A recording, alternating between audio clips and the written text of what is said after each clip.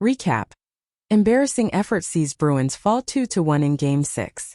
The Boston Bruins season came to a disappointing end on Wednesday night, as they fell 2-1 to the New York Islanders in Game 6 of their second-round playoff series.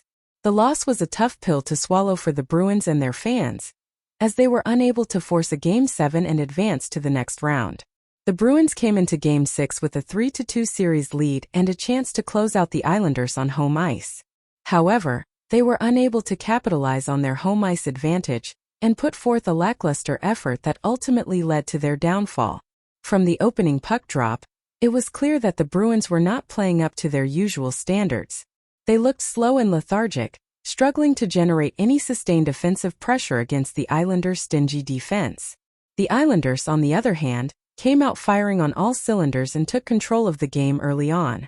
The Islanders struck first midway through the first period when Matthew Barzal found the back of the net on a breakaway. The goals seemed to deflate the Bruins, who struggled to find their footing for the remainder of the period.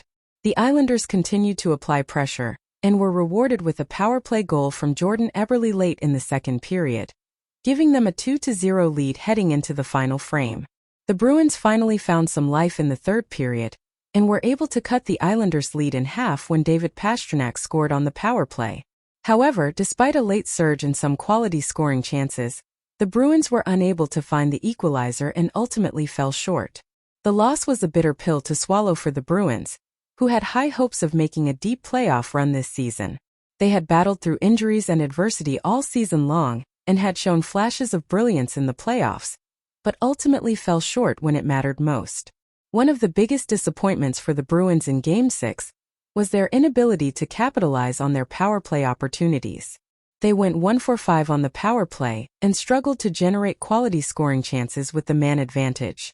In a tight playoff game like Game 6, special teams play can often be the difference maker, and the Bruins' lack of success on the power play proved to be costly. Another area of concern for the Bruins was their defensive play. They allowed the Islanders to generate too many high-quality scoring chances and were unable to contain their speed and skill in the offensive zone. The Islanders' forecheck was relentless, and the Bruins struggled to break out of their own zone and sustain any offensive pressure. Overall, it was a disappointing end to the season for the Bruins, who will now have to regroup and refocus in the offseason. Despite the loss, there were some bright spots for the Bruins in the series, including the play of rookie goaltender Jeremy Swayman, who showed poise and confidence in his first taste of playoff action. Looking ahead, the Bruins will need to address some key areas in the offseason to ensure they are better prepared for another deep playoff run next season. They will need to shore up their defensive play, improve their special teams, and add some depth to their roster to complement their core group of players. In the end, the Bruins can take solace in the fact that they battled hard and never gave up throughout the season.